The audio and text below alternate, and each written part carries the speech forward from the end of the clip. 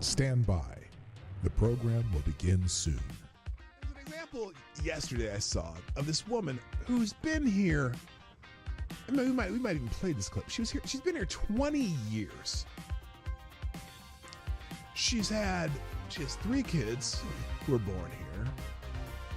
Her kids are because of birthright citizenship, which is another subject that's coming up. And she never bothered to even try to resolve her immigration status. Not in 20 years. She has never tried to resolve her immigration status. Not through Republican presidents, not through Democratic presidents, nothing. And so now, she's worried about being deported because they put out the sob story of this woman. Well, that's not the average person they're even looking at right now. The average person they're looking at crossed in the last 3 years are...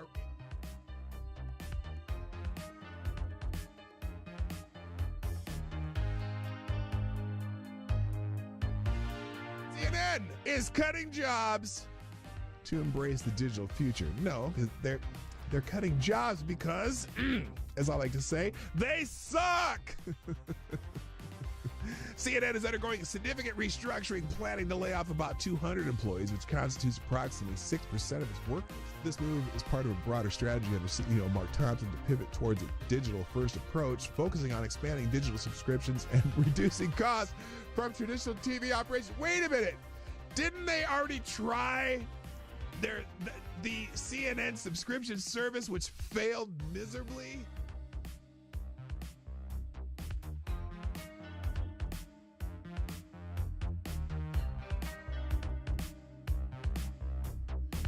Which, if you truly have compassion for trans kids, you would allow them to all go through puberty, because 90% of kids who think they're trans change their mind once they go through puberty. That puberty is the fix for most of the problems. But you guys want the medicalization of kids and sterilization of kids and medical and surgical altering of kids who can't make that decision at 12 years old or 13 years old. Diablo asks, why is it when I try to show empathy and concern, people always misconstrue it? Last time I asked someone if their mom at least got a good check from the clinic that botched the abortion. Oh!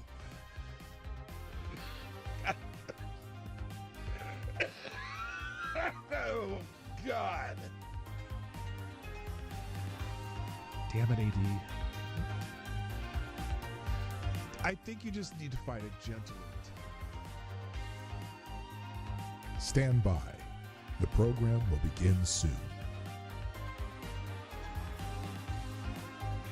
I would be willing to bet everything I own that submitting a 22-minute video montage that shows the most egregious acts of violence you can find from that day, when the defendant in question is on that video for only 6 seconds and the scene walking calmly, is highly prejudicial and a violation of the defendant's due process rights. The person was found guilty and sentenced to 19 months in prison. Now, it took 2 hours to read through all of the documents that were in the case file. Every motion submitted by the defendant was denied. Every motion by the defendant was denied. How often does that happen? And every motion submitted by the government was granted. They turned a trespass misdemeanor that would have resulted in a $50 ticket into 5 misdemeanors and a felony charge by charging the defendant with a statute that would have required the Secret Service to rope off the section he was in, which they did not. They also charged him with a statute that would have required them to prove Mike Pence was in the building at the time he walked through that corridor. He was not. And they used an Enron statute that the Supreme Court struck down.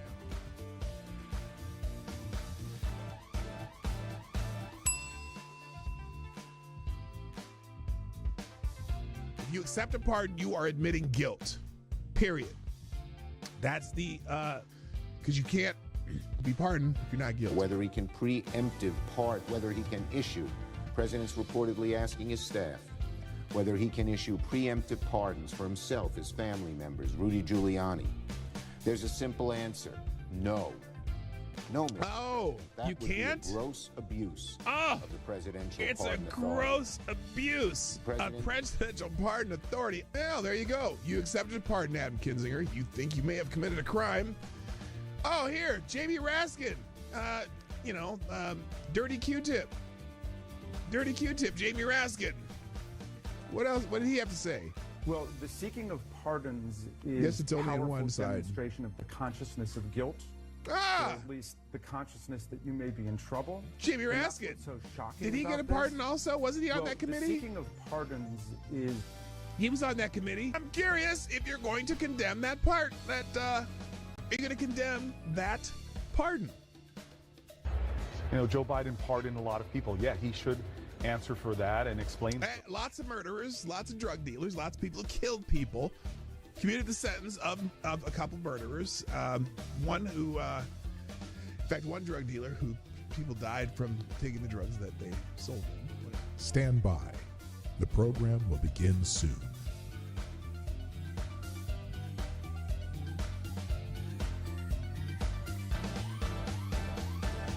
The Obama-Aniston rumors have gone wild. Rumors have emerged on social media that suggest Barack and Michelle Obama might be heading towards divorce, with speculators linking Barack Obama to actress Jennifer Aniston. Those rumors have gained traction following Michelle Obama's absence from Jimmy Carter's funeral and the inauguration, and are based on tabloid stories and social media speculation without solid confirmation from the individuals involved. So far, they're still rumors, and I don't know why people are perpetuating them, but it is kind of fun to perpetuate rumors like that. No one's come out to, out and out deny anything. That's the weird part.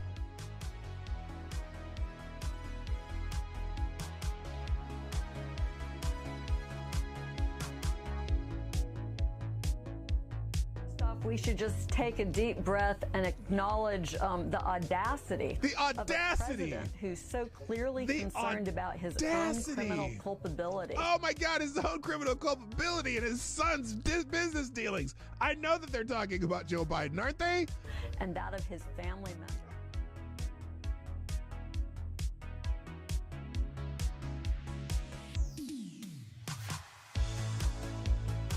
Like the boy asked, are cats really soul suckers? Yes. Yes. That's why I'm not into cats. Dogs, man. I'm a dog guy. Avocado Diablo, is there an aisle in the grocery store that is less objectionable to have sex in? Where do you come up with this shit? Dude.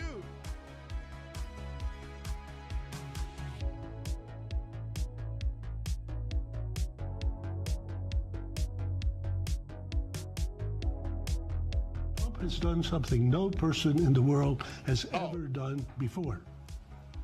A dead man, a dead politician has risen. Yes. Somebody who 4 years ago at Davos, he's buried, a dead. And I wonder how many people at Davos have been funding Donald Trump's demise that has failed. I wonder how many people at Davos, again, let me say it again. I wonder how many people at Davos have been funding what they had hoped would be Trump's demise. I bet you there's a few of them there. And it didn't work, did it now? Didn't work now, did it? Politically known to me. He's now returned. This is the greatest comeback in political history of a politician. And then, therefore, he thinks he can do anything. At the end of the show, every day on my show, if I put something on the screen or I'm talking about it, or it's a topic or an article that I'm presenting in this show, I provide links to every single thing that I've talked about, and even more, the ones I didn't even get to. I drop them in the chat at the end of the show, and also I drop them in the description. So if you want to find these articles, they will be in the links at the end of the show.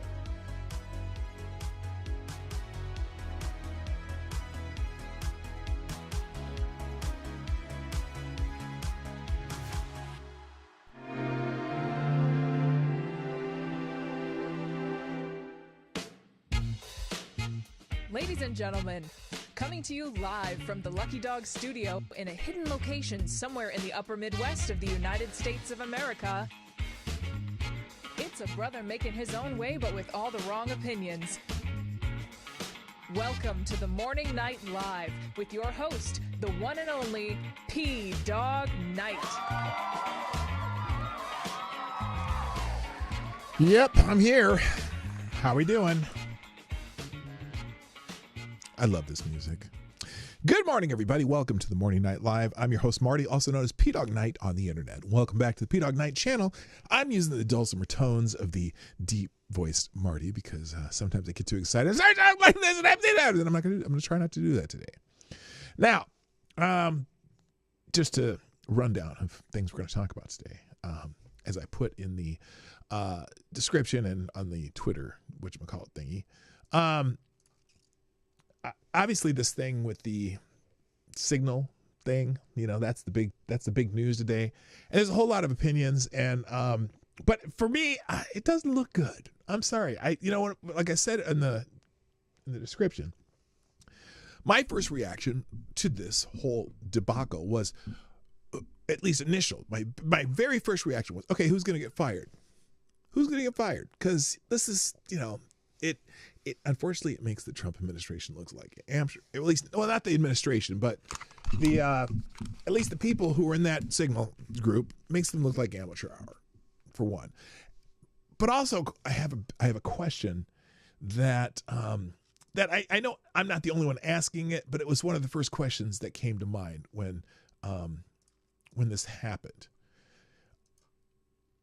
Who, in God's name, had Jeffrey Goldberg in their contact list for him to even get on a signal chat like this? Now, and also there's interesting things that also happen regarding this that you'll see, and because this is blood in the water for the Democrats. They love that shit. They love Republican controversy, right?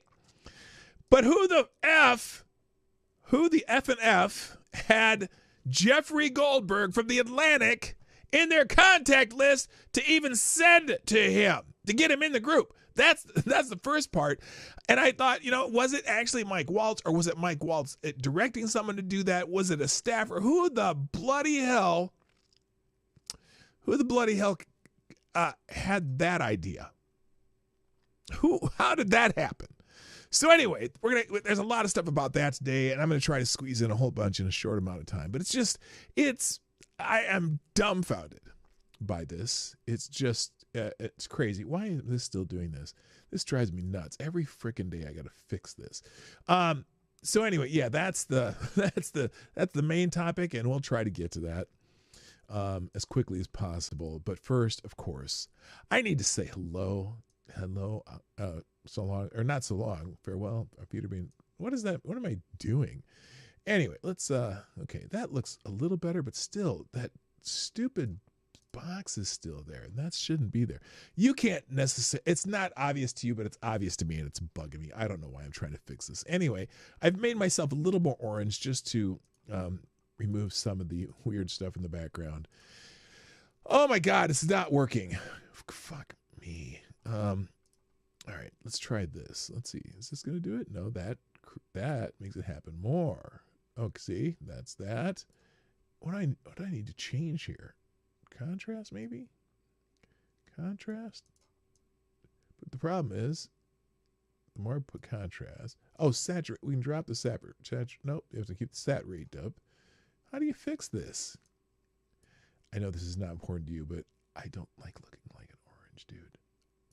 Anyway, that's good enough. Anyway, so yeah, we got some stuff to talk about. But first, we got to say hello to everybody. First in the chat today, of course, is Mr. Avocados Diablo, who beat me here. And he gets the bell.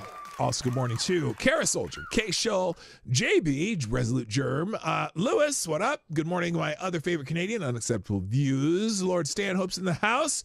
Let's see, Tyre, Alexander, The Scourge, and Green Badger Outdoors, Attack Alpaca. Jethro Hetero, good morning. Willie is in the house. I stopped saying won't go home because you don't need to go home. You might be watching from home for all I know. Oh my God. I can't do it. Hang on. I said, this is driving me insane. Why do I look like that? Good Lord. Do I need contrast? Does that help? No, because it changes the color of the shirt. Brightness, saturation I can take down. There we go. But then you got to take out the white balance to something. What the hell? Nope, that doesn't do it. What is going on here? This is, sorry guys. It bothers me. And if it bothers me, it's got to bother someone else. Oh, maybe the saturation. Okay, there we go. Aha. That could be it. That could be it. I look normal again. There. Ha! It's not perfect, but it'll work. Anyway, and then there's still the box back there. I don't care. All right, let's, you're making it worse. No, I know I'm making it worse. I'm making it worse. I know that. I don't, what was the Michael thing for? Michael who? I'm not Michael. Good God. I'm still making it worse because it's driving me crazy. Okay, well, lighten that. Saturation. Maybe I do saturation. Oh, there we go. And then add some brightness to get rid of that. Nope, that doesn't do it. This is so weird. I have not had this problem before. Now I'll take the white balance down. Saturation up. But then, oh, good God. What is going on? What is going on? This is killing me. That driving me crazy. It drives me crazy. Like no one else. It drives me crazy. And I can't help myself. Fuck it. I'm not dealing with it. I just have to be orange like the big guy upstairs in the White House. Anyway, all right, let's, this is terrible. It's driving me nuts. I'll have to find a way to fix it and make it permanent. I have ascended. He's full Caucasian. No. You look like you had a facial tattoo for above it there. Yeah, I don't know what's going on with this, and I'm just not going to mess with it anymore. Maybe I'll fix it by the next show. I'll look a little orange. So, let's get into the show. Good morning. Someone else just showed up, didn't they? Green Badger Outdoors. What's up? Peter, you look good for a 10 trillion old man. As a lich, I wish I looked good when I'm 1/10 of your age. Thanks, Tyre. I appreciate it. Hello, Tyler F. too. I think you weren't here earlier, so now you are. This is, oh my God. And it just changes like as I get into the light. Don't go into the light. Is it bothering anybody else? Is it just me? This is really annoying. All right, let's try something else. We'll do it. Nope, don't. Brightness down. Saturation down. Now I look extra tan. White balance. Chill out. Well, there. The shirt color's closer, even though it looks almost black now. Oh well, can't fix stupid. Quality content this is, isn't it though? It's driving me. It's like I said, it drives me crazy.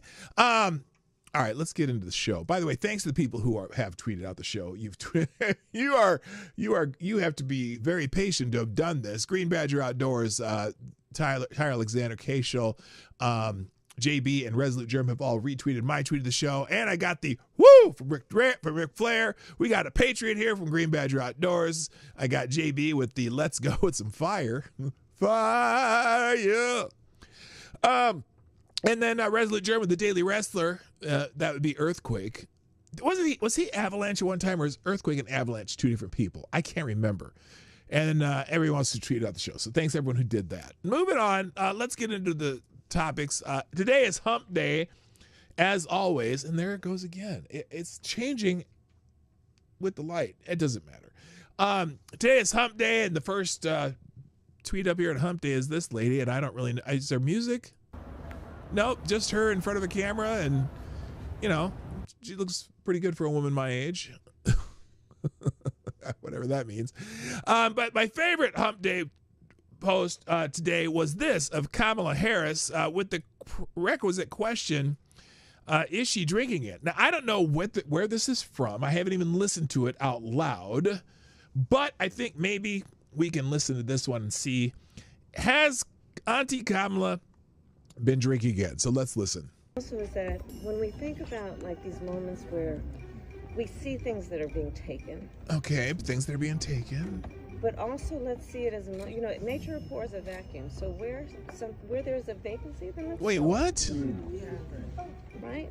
What is? And let's know that the reality is that the progress of our nation has always been about the expansion of rights, not the restriction of rights. Mm-hmm. We're seeing a U-turn right now, but we have to. What restriction of rights? For those rights to be maintained. What are you talking about? Vigilant, and it's just the nature of it. I mean, it's beautiful play and everything. Okay, you get the point. I'm not even going to play the rest of it because I can't listen to her for more than 15 seconds if she's have that drunk thing going. Anyway, then also this one's for Avocado Diablo. Happy Wednesday. If you know the Addams Family, you should know. But I'm pretty sure that's a Photoshop. I don't think that's the actress. I doubt if she has that big old heart tattoo across her thighs. And also, she is not necessarily that thick. So anyway, there you go. There's a happy hump day tweets. In the news, our trending topics. Family Dollar is trending. And mostly because of this video of this fellow. Oh God, why is I can't do it. I can't do it. Scintillating television here. Let me just try one last freaking thing here. All I'm going to do is brighten this up a little bit. That's all I'm going to do is brighten it up. And there you go. I don't know why it drives me so insane. The Family Dollar is trending mainly because of a video.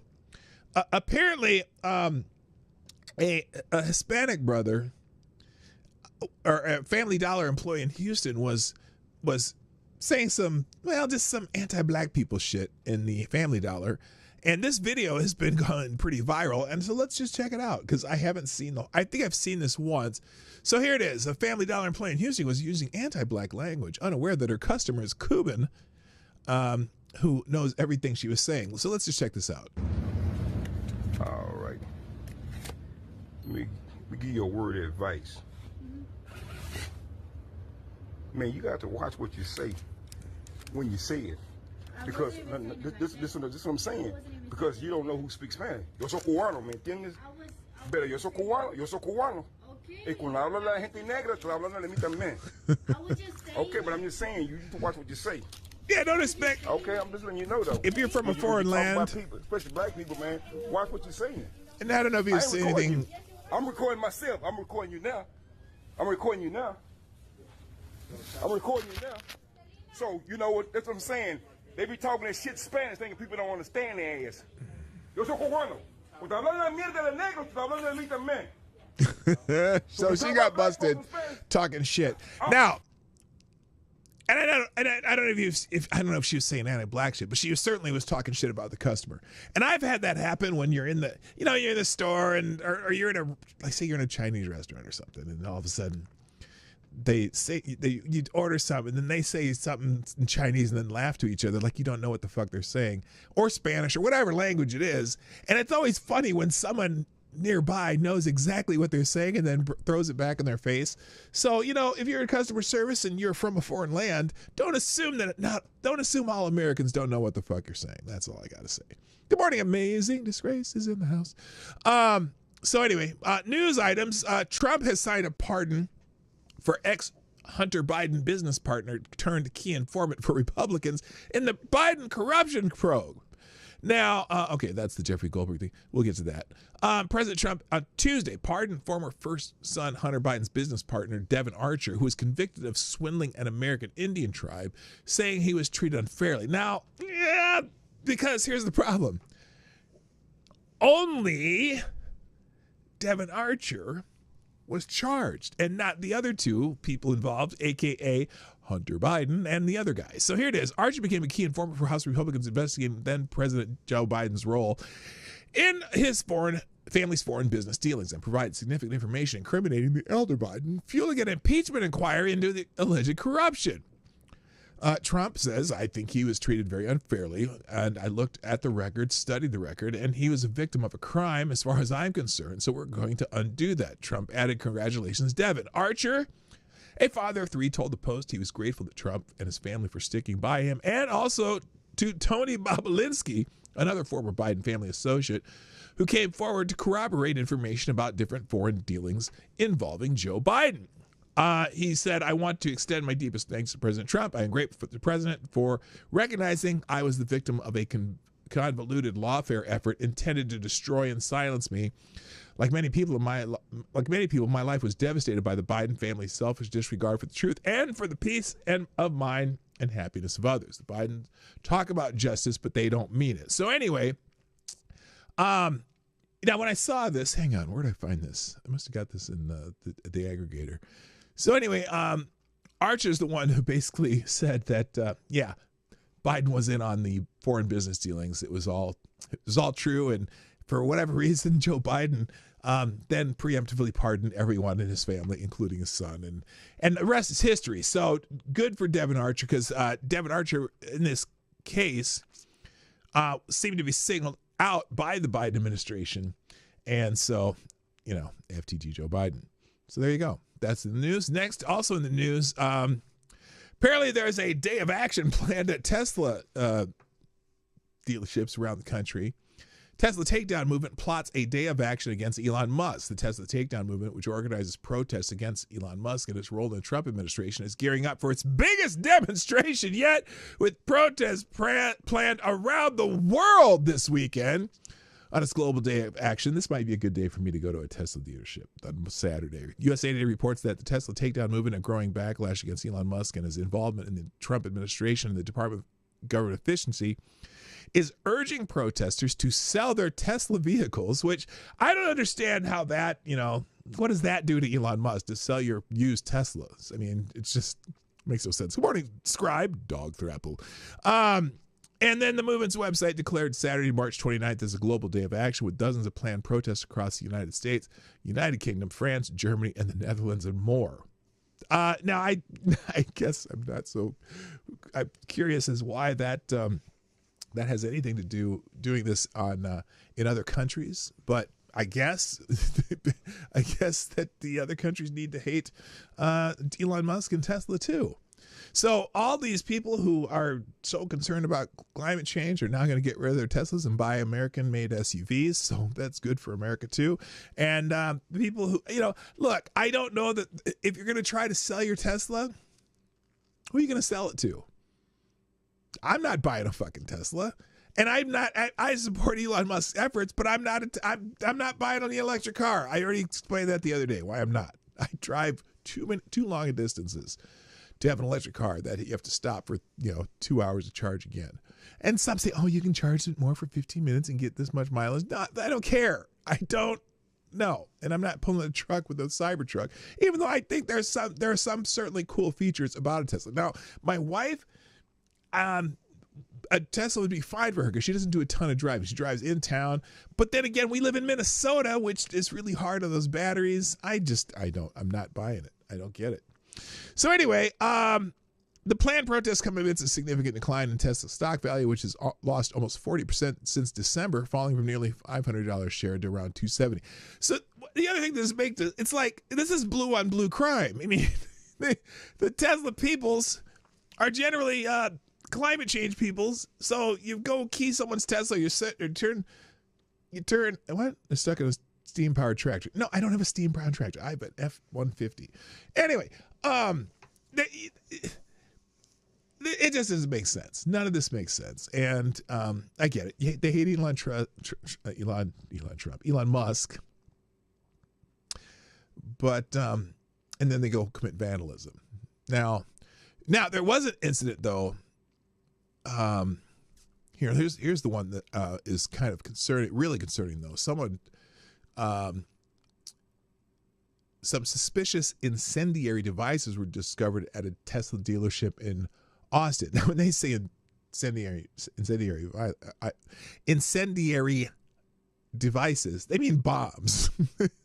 Officials for the Austin Police Department in Texas confirmed several suspicious incendiary devices had been discovered at a Tesla dealership in Austin. According to several reports, the APD confirmed it responded to a report of suspicious devices at the Tesla dealership on Monday morning. According to KXAN News, the APD reportedly labeled the devices as being incendiary bombs of sorts. So anyway, yeah, these motherfuckers are trying to get people killed and destroy people's lives. So now the one thing that the Justice Department is doing, at least with some of the vandalism, like if you're firebombing a Tesla dealership or whatever, they're trying to label those as terrorist activities. And some people say, well, you can't do, if someone just keys a car, you can't call them terrorists for that. No, not necessarily. But you certainly can go to jail for, damaging someone else's property. And generally, if you key a Tesla, you know how much it costs to paint a car? It's like $3,000 to paint a car. So this is a felony level vandalism. So I wonder what the over and under on how many burning Teslas there are going to be this weekend. It'll be interesting to see. So anyway. All right, other news. A cross-dressing man. What? I don't give a fuck out there. A gender-confused man has been arrested on terrorism charges for threatening to murder a church full of Christians in Tennessee last weekend.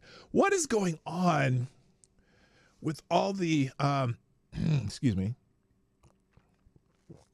I'll just say trans people starting to commit violence? I'm just curious. And I think I might have a pseudo answer to that. Often it is, and I don't know, this was a male to female one. So, and men are generally, more aggressive already. And I think the hormone issue probably heightens the anxiety of certain people, regardless of which way they're transing, whatever I'm trying to say. But also, we also know that a lot of the youths who commit like violence at schools or whatever, school shootings, whatever, a lot of them are on antidepressants, which have a side effect that may cause you to have more angry episodes. And so I'm thinking it has to do, the medicalization of a lot of different people cause them to be more violent. That's just my theory on this. So anyway, now thankfully, unlike other instances, this guy was caught before he managed to actually harm anyone. WREG reports police were called to St. Louis Catholic Church in Memphis last Sunday by parishioners who said a man later identified as 30-year-old Zachary Vizi Liberto had gotten into a verbal spat with one congregant before vandalizing the church's baptismal pool. Did he pee in it? That'd be gross. Liberto then allegedly sent an email to one of the church members threatening to cause mass casualties and vowing to butcher people in that church with a machete. So anyway, so they carted his ass off to jail. And he's charged with terrorism. So good. At least they caught that one. Now this is interesting. In the Federalist, third of all DC district judges were not born in the United States. That's weird. Hello, Shrapnel and Renee Mayette, by the way. All the judges in the U.S. all the judges in the United States, all 5 foreign-born judges of the D.C. court managed to get their fingerprints on controversial Trump cases. Oh, that is amazing. That is amazing. The United States District Court for the District of Columbia, the source of many of the cases interfering with President Donald Trump's authority, has 15 judges, counting Chief Judge James Bosberg, and 5 of them were born outside the United States. Now, while the country of origin doesn't come up in most jobs, it's worth asking if judges with ties to foreign nations and cultures are the right ones to make decisions affecting the U.S. military or immigration. The concept of foreign-born judges is a newer phenomenon in the district. In addition to 15 main judges, the D.C. district has 10 older senior judges who still occasionally hear cases in the district. This group, nominated as far back as Ronald Reagan in the 1980s, were all born in the U.S. But starting in 2014, former President Barack Obama appointed Judge Tanya Sue Chutkan, we know Judge Chutkan, Born in Kingston, Jamaica. She was in the U.S. by 1979, attending George Washington University. Before sitting on a federal court, she had no experience as a judge. Chutkan is overseeing the legal challenge to Doge's work to slash excess government spending. Obama also appointed Judge Amit P. Mehta to the D.C. court. Mehta also had no previous experience as a judge. Mehta was born in Patan, Gujarat, India. He and his parents came to the U.S. when he was a baby, age 1. He was raised, so he at least grew up in the United States. And he and his parents came when he was a baby. He was raised in Maryland. Mehta will oversee 4 January 6 civil cases that aim to blame Trump for the injuries and squeeze money, court time, and political embarrassment out of him. The other 3 foreign-born judges were nominated by former President Joe Biden. Judge Anna Cecilia Reyes was nominated in 2021 with also no prior. So all these U.S. District Court judges who are being appointed have no prior judicial experience. That's strange. Usually you pull judges to the higher courts from the lower courts or the state courts or something, but that's what, 3 in a row that had no judge experience? That's kind of wild. She was born in Montevideo, Uruguay, and moved to Spain, and while still a child, moved to Louisville, Kentucky, where she grew up. So she grew up in America, but anyway, she is the first openly LGBTQ Latina to be appointed to the court. Oops. Reyes presided over the objection to Trump's executive order declaring gender dysphoria as inconsistent with the high standards for troop readiness, as the Federalist Sean Fleetwood reported. Reyes blocked Trump's order with a preliminary injunction. Yeah, that's one too. It's like, okay, wait, judges get to make policy for the United States military now? That doesn't make any sense. You can very easily determine that there's a medical issue that you would be able to apply to keeping transgender people out of certain areas of the military. That makes, also the fact that 40%, well, I'm not going to, you know what I'm saying. Hi, Lindsay. Welcome back. Holy mosey. I haven't seen you for a while. So anyway, and then let's see. And then the first Muslim and Arab American to the D.C. District Courts, Judge Amir Hatem Mahdi Ali, was born and raised in Canada to Egyptian parents. According to his questionnaire for the judicial nominees, Ali was not required to register for the U.S. Selective Service. Why? That's because he was not a citizen until 2019. So he's only been a citizen for 6 years, and now he's an American district court judge, a U.S. district court judge. That's amazing. He graduated from the University of Waterloo in Ontario, Canada, with a software engineering degree in 2008, then attended Harvard Law School in the U.S., graduated with a law degree in 2011. He worked as a volunteer on Biden's 2020 transition team. And for a phone bank in support of Biden's presidential campaign. He worked for some nonprofits, but never served as a judge. Again, another one who's never served as a judge. Wait a minute. She isn't Latinx? Latin. Okay, whatever. Yeah, they didn't say that. This guy was never a judge either. What is this? Just because. This is amazing. Mir has written, and again, these are U.S. District Court judges who never were a judge before being nominated, and now they're making supposedly constitutional decisions on what the executive branch has control of. So this one in particular, the one before, Reyes, the policy of the military is exclusively under the commander-in-chief. Judges don't make policy for the military. That's a policy decision on whether or not you're going to have transgender people in the military. That's a policy decision, not a civil rights decision. No one has a right to be in the military. People with flat feet cannot be in the military. People with asthma cannot be in the military. A person who's a permanently medicalized patient, aka trans person, should not be in the military. There's operational reasons why those different variances are not eligible for the military. And that's a policy decision, not a legal decision. So anyway, all these judges, it's amazing. They have more. Anyway, there's a few more in there. You can read about that yourself. That's kind of wild.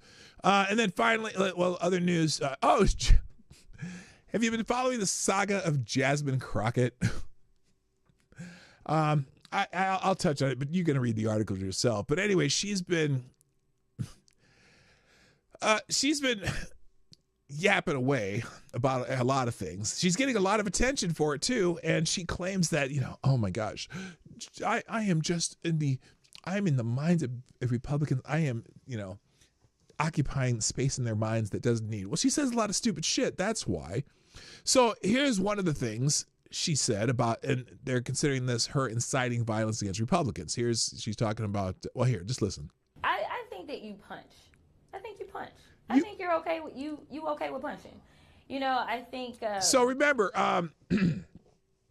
Republicans get lambasted for supposedly using violent rhetoric. For example, Donald Trump on that January 6th speech, they were talking about where he was saying fight for your rights, but that's violent rhetoric. And she's saying, well, I think you need to punch. You need to punch him. She was saying you need to punch people in the face. And I love Colin, and I think towards the end he started to punch a little harder. But it's Ted Cruz. I mean, this dude has to be knocked over the head hard, right? Oh. There is no niceties with him. Okay. At all. Knocked over the head. You go clean off on him, right? So anyway, she's getting criticized for that type of language. And here's another one. Here's the other one. Politicians. So I'll make sure that I keep it short, but I am truly here for very selfish reasons. Starting with on March 29th, it's my birthday. And all I want to see happen on my birthday is for Elon to be taken down. Yes. Listen, I have learned as I serve on the Doge Oversight Committee that there is only one language that the people that are in charge understand right now. And what is that? And that language is money. And so I've been so proud to see us organized behind a cause. Okay, so now when she says taken down, obviously she means financially. But apparently Pam Bondi says Jasmine Crockett could be censured by Congress after calling Elon Musk to be taken down and for Ted Cruz to be knocked in the head. And she said, she warned Crockett that, her reckless words she needs to tread lightly with the reckless rhetoric, because certainly she'd be able to incite someone to actually knock Ted Cruz in the head. So anyway, that's part of the story going on. And then now she's also said, this is that Hunter Biden thing that was supposed to be back here. Let me move this over. Hang on. I think that's it. Yeah, that's when Hunter Biden's business partner reveals Joe Biden gave closing pitches to help seal deals using his influence to sell the Biden brand for his son. Joe would end the meeting and say, you do me a favor for me. You're my friend. You do a favor for my son. You're a friend for life. So that was back then. So anyway, back to Ms. Crockett. Oh, where's the other one? I had two Jasmine Crockett ones. Okay, well, it's gone.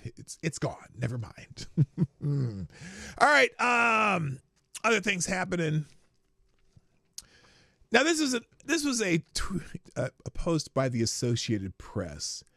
And as you know, the Associated Press kind of has been a very subtle, albeit obvious, anti-Trump mouthpiece. Okay? And so I saw this particular post where they say, HIV soars after a deadly war in Ethiopia's Tigray. That's a region. Trump's aid cuts aren't helping.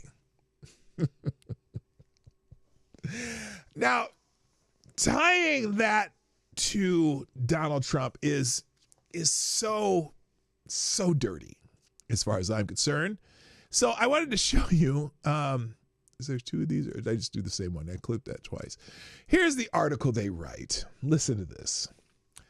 The woman survived 2 brutal attacks in the dying days of the war in Ethiopia's Tigray region. First, she said, she was dragged to a military encampment and gang violated, the word starts with R, by Eritrean soldiers who held dozens of other women. 2 days later, she was violated, starts with an R, again by a group of militiamen. Her attackers broke her collarbone and her wrist. They also infected her with HIV. More than 2 years later, now that's a key phrase in this little ditty here. It's been over 2 years. She can sometimes buy antiretroviral drugs by selling part of the wheat she gets as a displaced person. But it's not enough. Now, what's the headline again? HIV soars after deadly war in Ethiopia's Tigray. Trump AIDS cuts aren't helping. Okay. Did this little HIV thing happen to this in the last 3 months? And where are all these international aid operations that don't rely on United States money and funding? So anyway, she says, I am...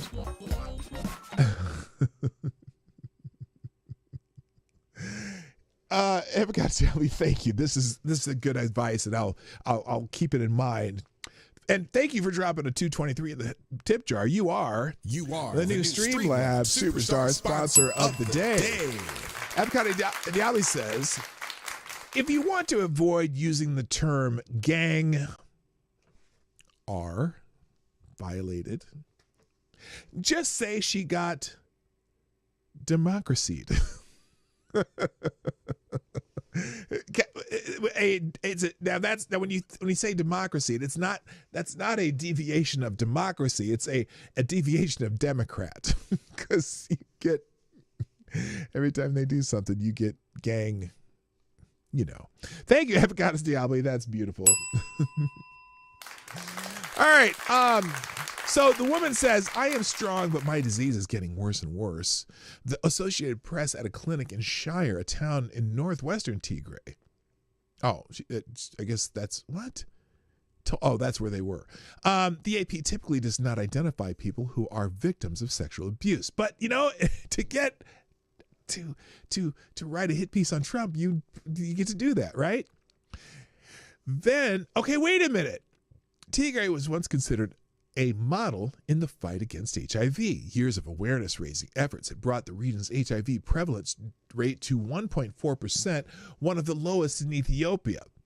Then in 2020, wait a minute. So that was just over 5 years ago. The HIV prevalence rate was 1.4%, one of the lowest in Ethiopia. Then in 2020, war began between Ethiopia's government, backed by neighboring Eritrea and Tigray fighters. Sexual violence was widespread in the 2-year conflict. So wait a minute. This is a 2-year conflict that started in 2020 and ended in roughly 2022? It's 2025. You're talking... So in the 3 years since, which only Donald Trump has been part of for 63 days, you're gonna say that Donald Trump's aid cuts aren't helping. What about the other 2 years, 3 years? Okay, so this again, it's okay. Again, this is I wish I had the sad violin music to play for this one.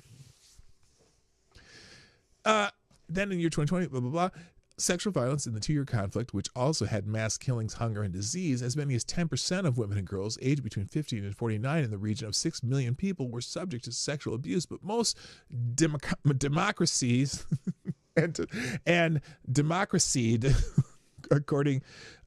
mostly democracied, according to a study published by BMJ Global Health in 2023. At the same time, Tigray's health system was systematically looted and destroyed. Oh, that couldn't have had anything to do with it either. No, it's finally the USAID money drying up is what caused this in the last 63 days after obviously this prevalence of HIV was soaring while the other guy was in office. The one who doesn't know anything of where he was or who was signing his pardons, that guy.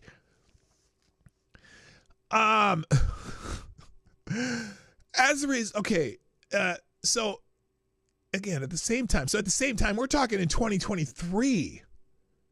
At the same time, Hickory's health system was systematically looted and destroyed, leaving only 17% of health centers functional, according to another study of the same journal. As a result, 90% of sexual violence survivors did not get timely medical support while Biden was president and USAID was fully functioning. So it seems like they weren't getting much help before the last 63 days either.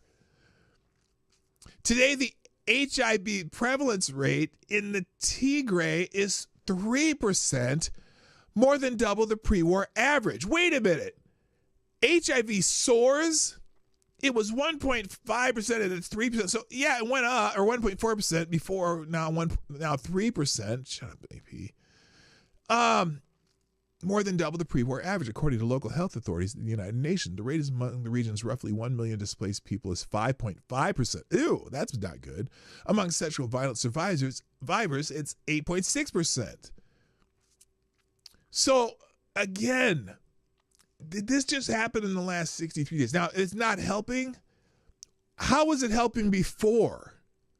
How was it helping before? It soared.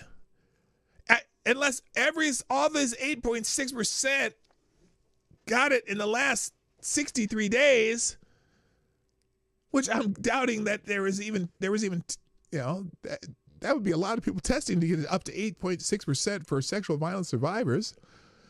But again, it's 3% higher amongst displaced people and sexual violence survivors.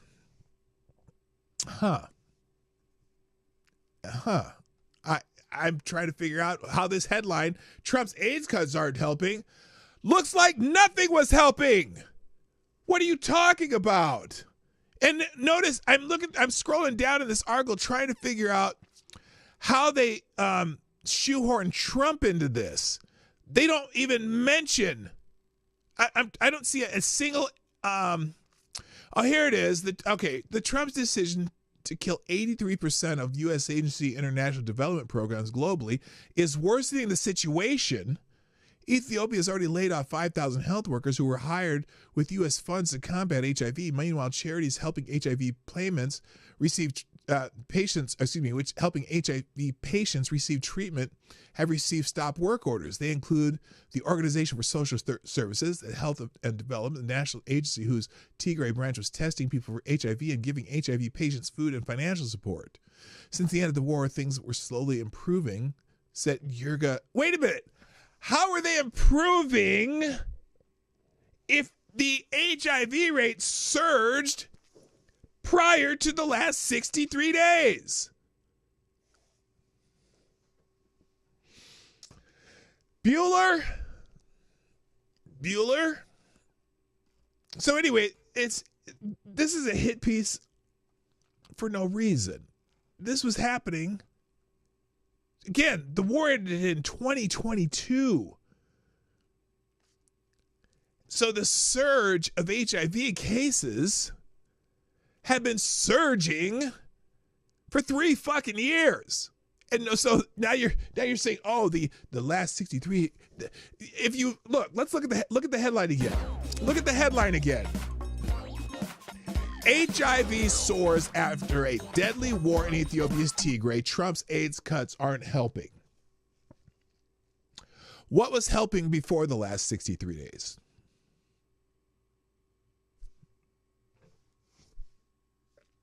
Who knows? There's something to do any day. AIDS drugs are in play in the Tigray. Thank you, Avocados Diabli. Dropping another small bullet in the tip jar. Avocados Diabli says, Ethiopia, if the hunger doesn't kill you and the violent revolutions don't cure you, the AIDS will. Yes, thank you. There we go.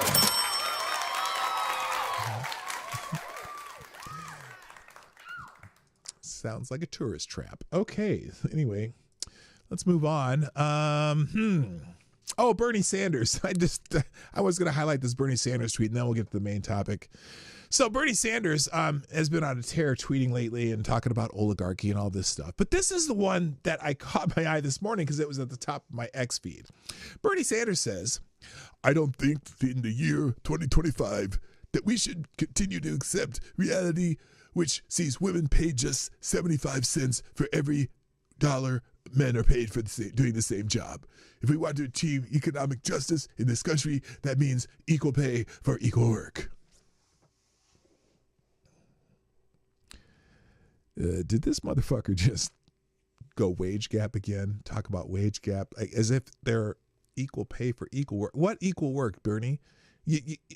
Now, the first thing that I noticed after this tweet is the community note, because everyone knows that this so-called 75 cents for every dollar men are paid are not for doing the same job, and you're using an aggregate of all women who work versus all men who work full or part-time up to, when they say part-time, up to 36 hours a week, which is not necessarily full-time. That's what that one study said. And obviously, some women choose jobs for different reasons that may not have a career path of great wealth as some men do.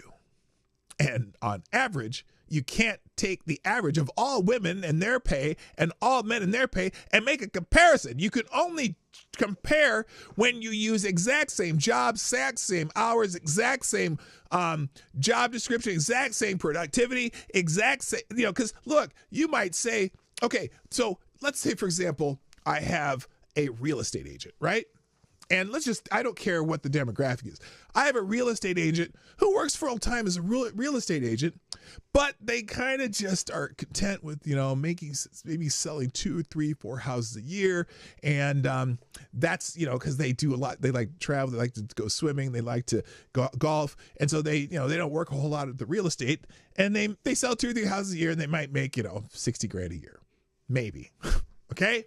Which is, the average agent only sells about 2 houses a year because there's so many of them. But then you have an agent who's been an agent for 26 years. He has 13,000 people in his Rolodex. He also has 18,000 people in his his iPhone contacts, and he's been selling houses for 40 years or 30 years, and he's been, he's got 27 listings on average on any given day. He's selling 200 homes a year, and he's making $4 or $5 million a year. Well, there's a wage gap between agent number 1 and agent number 2. They do the same job. Why don't they make the same amount of money? My God, the wage gap between those 2 agents is, oh my God, this is like, I bet the agent number 2, the one who's making $5 million a year, is an oligarch compared to the first one, but they do the same job. Why aren't they paid the same amount of money? It's amazing. So that's kind of what they're doing with the wage gap here. They're comparing a underwater welder who makes $700 an hour with a person who works in cashiers at the Family Dollar store. That's what you're comparing. You're comparing apples and bulldozers. Okay. So anyway, that's how they get to. So anyway, everyone's debunking Bernie Sanders on this, going, oh, you're an idiot. But there are certain people who read this as gospel. So I'm like, obviously there's the people who say you're an idiot. Like for example, somebody who says, I wonder why MAGA hates this. This should be non-negotiable. It's not negotiable that you're an idiot, Ron Smith, because you don't know how this works. Bernie. Oh, hang on a second here. Equal pay for equal work should be negotiable. Shouldn't be negotiable. Your brain cells that you can't seem to rub together seem to be negotiable, because I don't know that you have any. Hey, let's all give Bernie some credit. I don't see an issue with this. Agreed. People pay people equally. It may be an old debate, but at least it's not the same old hate Trump or oligarchy approach. Well, okay, great. So what is Bernie going to do differently? He's not. He's an economic mental midget and thinks that everyone should just get the same amount of pay no matter what they do. And by the way, Bernie, you're in government. And I'm sure that, your administrative assistant is also in government. So you kind of do, you do the same work, right? You do government shit. Do you pay your person that your administrative assistant the same as you're paid by the United States government and Congress? Do you pay them $176,000 a year? Because you're both in government. It's the same job, right, Bertie? I mean, isn't that how you're kind of explaining this? You fucking moron. Anyway, enough about that. You know the drill in that. All right, so let's get into this thing about Signal and the people in the Trump administration who use Signal. Let's start with the ABC News article because you get a nice glimpse of Chuck Schumer, the smarmy prick from New York, Chuck Schumer, the smarmy prick from New York, and top Senate Democrats from national security committees wrote a letter to President Donald Trump seeking more information about reports that members of his cabinet used Signal app to convene a group chat to coordinate and share classified information about sensitive military planning operations, and mistakenly included the Atlantic editor-in-chief Jeff Goldberg, which I'm still trying to figure out who the fuck had Jeff Goldberg in their phone list and invited him into a chat. I'm wondering if that's just a little bit of an op in itself. We write you with extreme alarm about the astonishingly poor judgment shown by your cabinet and national security advisors. The senator wrote, according to a copy of a letter obtained by ABC News, you have long advocated for accountability and transparency in government, particularly as it relates to the handling of classified information, national security, and the safety of the American service members. As such, it is imperative that you address this breach with the seriousness and diligence that it demands. Now, I do not disagree with Chuck the smarmy prick from New York, Schumer here. But, look, this happened just amazingly close to a Senate Intelligence Committee hearing.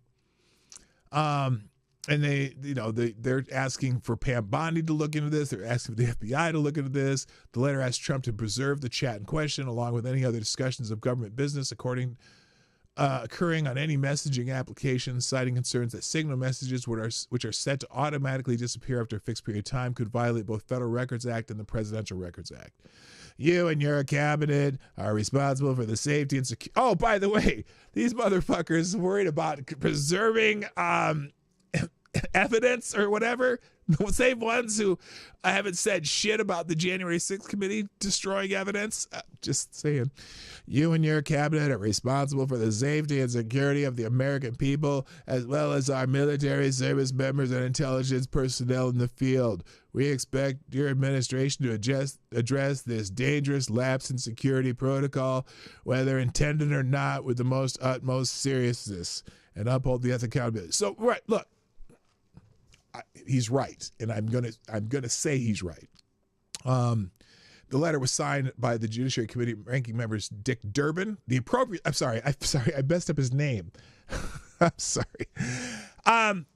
The committee ranking member, the appropriately named Dick Durbin, Armed Services Committee ranking chairman Jack Reed, Foreign Relations Committee ranking member Jayun Shaheen, Intelligence Committee Vice Chairman Mark Warner, blah, blah, blah, blah, blah. All these Democrats signed it. So, and that is an appropriate letter from the Senate Democrats. I'm not saying that they're wrong. Okay. There should be an inquiry to this because why are they using Signal? 2, how the fuck did Jeffrey Goldberg get invited into the group? And he's preserved a lot of this stuff and he just published it in the Atlantic. So anyway, lots of people asking about this particular subject. And Jeffrey Goldberg from the Atlantic actually ended up publishing the entire chain in here. So there was this hearing yesterday where a lot of the people saying, well, there wasn't any classified information. This is one of those freaking paywall things. Hang on a second. Let me see if they have an archived version of this. These pricks. I hate these motherfuckers. I'm sure that this has been archived thousands of times already, but we'll see. Come on. Today. Why is archive not working? Hi, select boy. Yeah, boy. Okay, archive's not working right now. Probably getting overloaded because everyone's probably looking for this stuff. But anyway, so a couple things.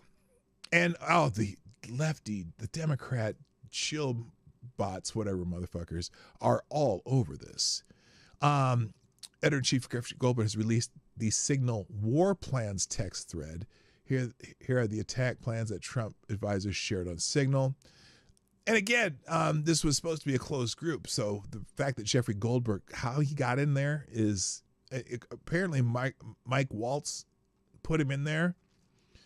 But here it is. Here's the point, though. I like how Jeffrey Goldberg went from saying he couldn't possibly share the text because they destroyed national security to publishing them like 5 seconds later. The people, he said he wasn't going to publish them, but in this hearing yesterday, the people are testifying.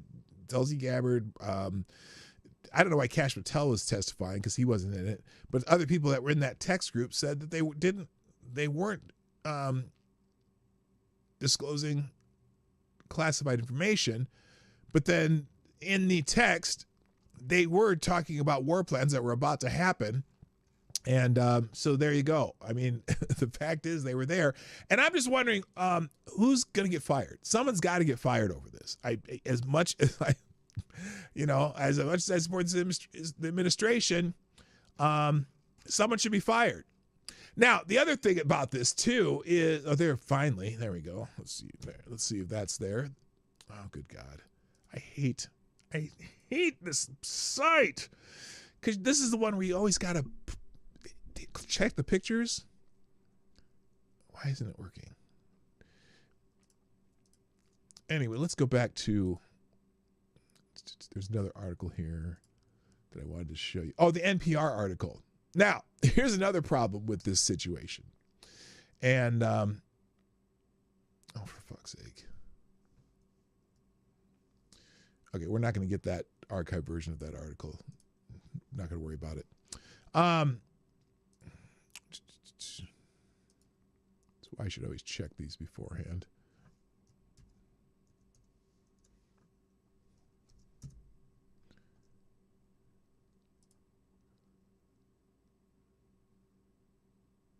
We'll see if that works. Now, here's another problem with this. The Pentagon, almost the same day that this incident happened, days after. This is after the Signal leak. Someone was saying that they put this out at the same time. Who wrote this tweet about this? They were like, the OPSEC special bulletin went out to the Pentagon during the same time period that the Secretary of Defense was using an unauthorized Signal chat. You can't make this shit up. No, it did not. They're saying this person is lying. This person is lying because the article that they took the picture from is this NPR article. Days after the Signal leak, the Pentagon warned the app was the target of hackers. After.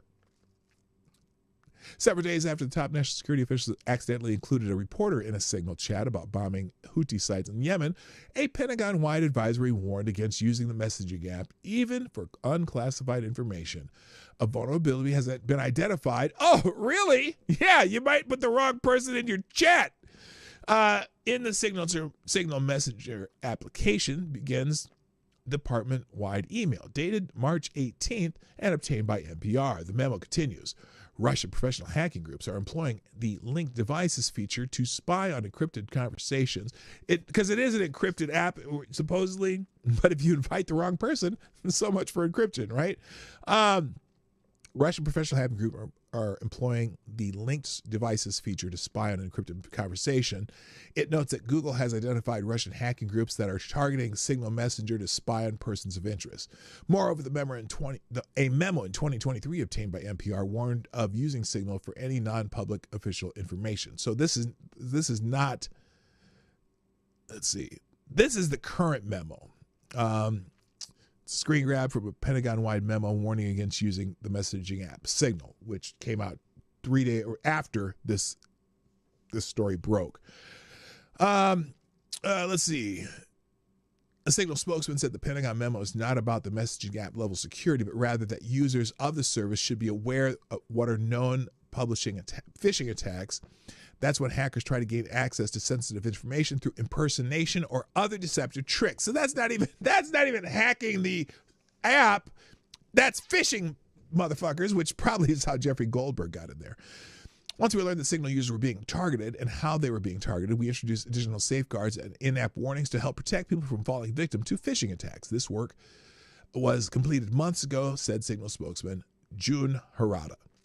The March 18, 2025 Pentagon memo adds, please note, third-party messaging apps like Signal are permitted by policy for unclassified accountability recall exercises, but are not approved to process or store non-public unclassified information.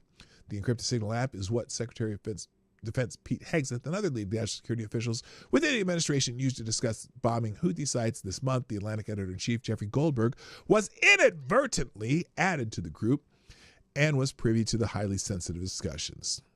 So, oh, wait, correction. Oh, there was a correction. Oh, hang on.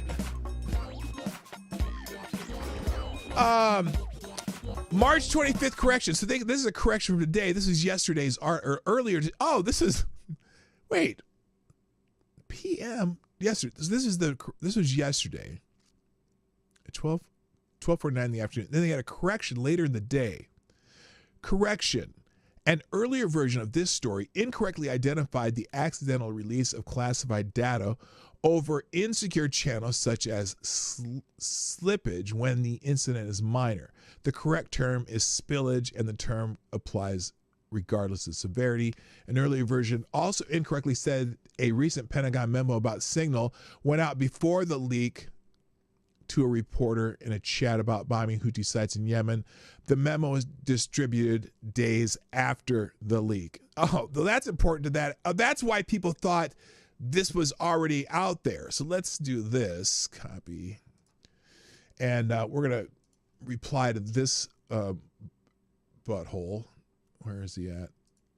Here. Na na na na na na na na na na na na.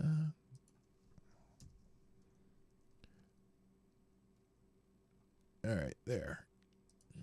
So it was not prior to them using this. Thank you, Avocados Diablo. Another small pull in the tip jar. If you want to sponsor the show, look for Johnny Boomer Tech tells you where. Thank you, Avocados Diablo. Another small bullet says they should start using an old Orphan Annie decoder ring. No Russian is ever going to hack one of those. Oh, that is beautiful. That is beautiful. And thank you for sponsoring the show. Greatly appreciated. All right. So anyway, yeah, it happened after the leak. NPR lied to you. In fact, here, I probably should even give them the article because they're not going to believe me because I'm an evil Republican. Here, where is it? Did I? No.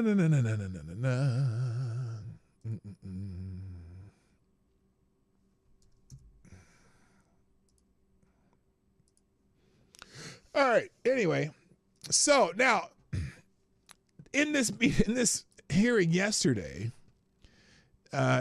Tulsi Gabbard and John Radcliffe kept saying that no classified information was shared in the Signal chat. Top intelligence official from the Trump administration strongly pushed back Tuesday on claims that classified material was shared in the Signal chat group about America's attack plans on Iranian-backed Houthi terrorists in Yemen. I guess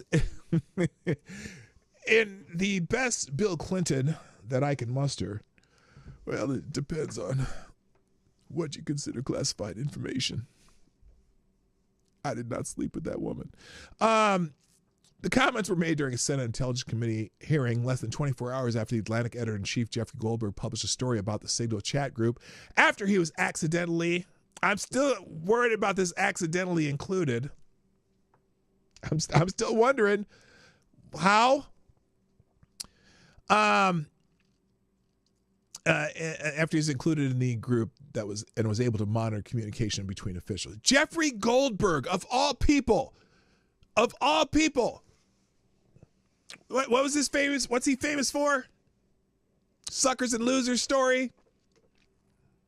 And he's several anti-Trump stories. But anyway, one of the things that I was briefed on very early was the CIA records management folks was by the CIA records management folks about the use of Signal as permissible work use. It is, Ratcliffe told Senator Mark Warner.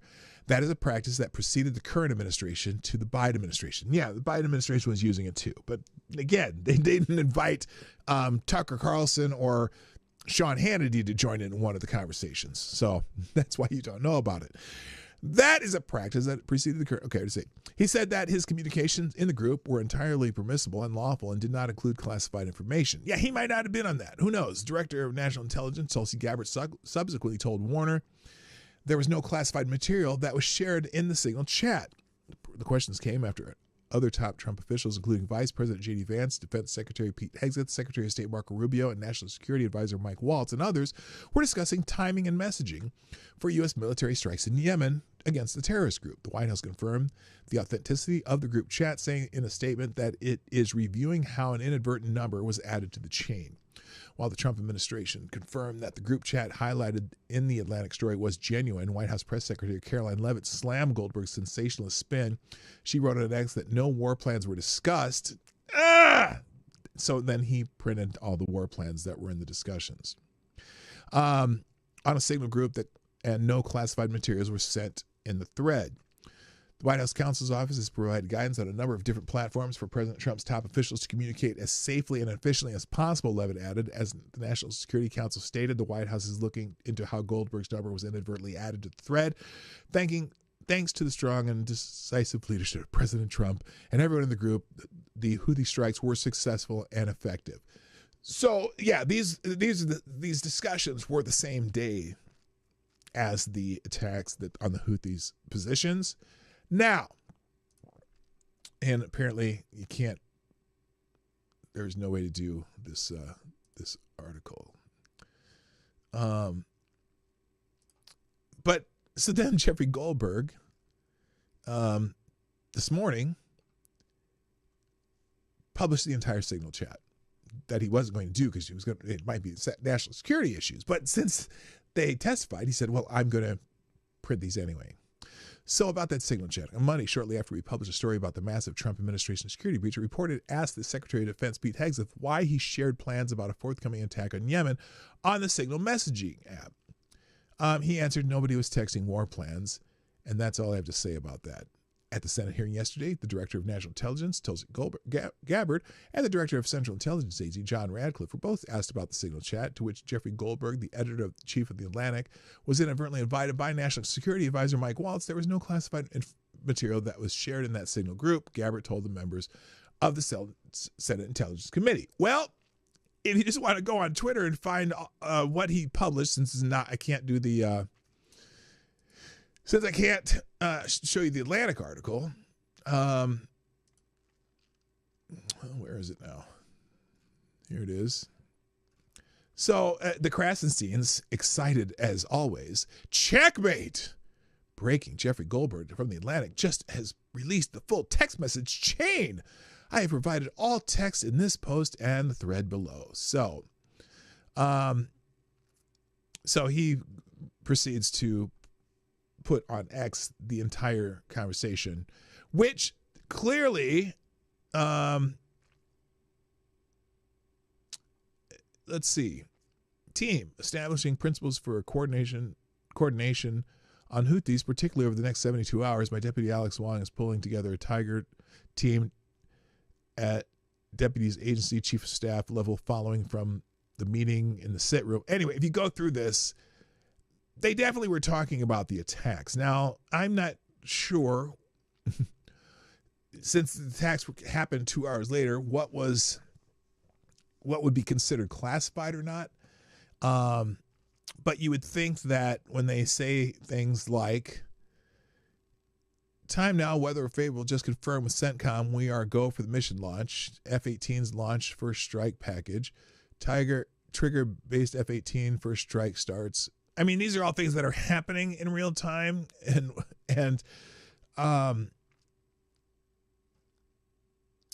so then you get people, and so Caroline Leavitt saying The Atlantic conceded there were not war plans. The entire story was another hoax written by a Trump hater who is well known for his sensationalist spin. So they say this is the very definition of war plan. So I want to know who's running lead on this now and who's going to get fired. Somebody's going to get fired. Somebody needs to get fired. And that's coming from me as someone who's supportive of this administration. So it does not look good. It is certainly problematic. But I do have one other article from PJ Media, and this is actually from prior to this revelation this morning, or at least the disseminating of the entire message thread that Jeffrey Goldberg made copies of. And again, this is a yesterday article. Here's what the media won't tell you about the Atlantic hit piece. The left-wing media went into overdrive on Monday following a report by Jeffrey Goldberg of The Atlantic that he was mistakenly included in a chat with Signal with senior Trump administration officials. Goldberg claims that the top national security officials were coordinating a military strike through the group chat. CNN Scott Jennings destroyed that narrative from Goldberg's article and subsequent claims from the left-wing media. The magazine hit piece published Monday alleged that senior officials, including National Security Advisor Mike Waltz, Secretary of State Marco Rubio, Vice President J.D. Vance, Director of National Intelligence Tulsi Gabbard, and Secretary of Defense Pete Hegseth, used the encrypted messaging app to plan an operation in Yemen. Goldberg, who was mistakenly added to the chat, claimed he initially thought it was a hoax until airstrikes confirmed its authenticity. CNN's John Berman framed the controversy as a potential legal violation, suggesting the Trump administration endangered national security. But when asked about it, Jennings responded with a reality check. Well, sure, I mean, it's a shocking thing. And, they've admitted that it was a mistake and admitted it's authentic, and they're owning up to it, Jennings said. I think they're still, based on what I've heard tonight, trying to figure out how it happened. I'm not sure that National Security Advisor Mike Waltz even knows Goldberg. In fact, I don't believe he knows him or has ever met him. Jennings laid out critical facts that The Atlantic conveniently omitted. I did learn a few things in some of my conversation, if you're interested. One is that the Signal program was preloaded on a number of devices and agency computers in this circuit when they got there. So in their view, it's already in use. Yeah, it was already in use. We know that. That's an interesting detail. Was this a setup by someone on the inside? In fact, it was Joe Biden who authorized the use of Signal for government communications, according to Senator Tom Cotton, chair of the Senate's Intelligence Committee. Jennings also pointed out that officials in the chat were well aware of the security protocols. In some of the messages, they talk about needing to go to the high-side computers, which is in the classified system. So they clearly were knowing there was a line on what you could discuss in a chat like this versus in the classified system. But then there's the issue of Goldberg himself and the narrative he's pushing that these chat contain war plans. There's a dispute over whether the term war plans is being exaggerated, Jennings noted, the undercutting of the central premise of the Atlantic report. This is a significant issue. Goldberg has a history of publishing bogus hit pieces against Donald Trump, and then they go to a couple examples of that. And Goldberg has repeatedly sacrificed his credibility and the credibility of the Atlantic to push false narratives to undermine Trump. His track record of dishonest reporting speaks for itself, making skepticism not just reasonable, but necessary. Given how eagerly the mainstream media rushed to declare the Steele dossier legitimate, only for it to be exposed as a sham, there's every reason to doubt Goldberg's framing of this story. Well, he's published the chat, and so now they got to decide what if that information was classified. What was obviously it wasn't planned on. The strategy was not planned on Signal because they're talking about it as it's about to happen and went down. Now, the fact that Goldberg was in that chat doesn't help because, again, how did he get in there? So, but the idea that they were using this, something that was never used before and it was, unauthorized, well, it was authorized by the prior administration as an encrypted communications device. So that story is not going away. And maybe I'll do a poll tomorrow on who do you think's going to get fired? Somebody's going to get fired. At least I would think so. But again, who knows? Who knows? It's a very annoying story in my mind, though, because, again, I really want to know how Jeffrey Goldberg ended up in that chat. It's a great question, isn't it? All right. So, oops, wait a minute. Hang on, fix this. And so that's it for today, guys. I gotta go tomorrow. FTG Thursday. We'll have some solid FTGs tomorrow. Here are the links from today's show. If you want to find more stuff to talk about or see or whatever. Plus, I included the aggregator. Lots of good articles in the Ace of Spades blog, and I encourage you to check that out too. So that's it. I got to go. Have a great day, and may your coffee be warm. And I don't know what else. May your coffee be warm and your ice be cold. All right, that's it. I got to go. My name's P-Dog Knight, and I am out of here. Bye-bye. This is P-Dog Knight, and thanks for watching today on the P-Dog Knight channel. If you have an observation or remark you'd like to make about this video or my channel, I absolutely welcome you to write it in the comment section down below. I really look forward to hearing from you. And before you go, if you like what you saw but you're not already subscribed, please make sure you hit the subscribe button and definitely click that bell that pops up afterwards so you'll be notified when I post new videos or when we go live. I broadcast my live show, The Morning Night Live, Monday through Friday at 10 o'clock Eastern, 9 o'clock Central. A special thank you to all the supporters of this channel who share our videos on social media and who make donations through Streamlabs, YouTube, Venmo, and Cash App, which are all linked in the description down below. Thanks again, and until next time, I'm P-Dog Knight, and I'm out of here.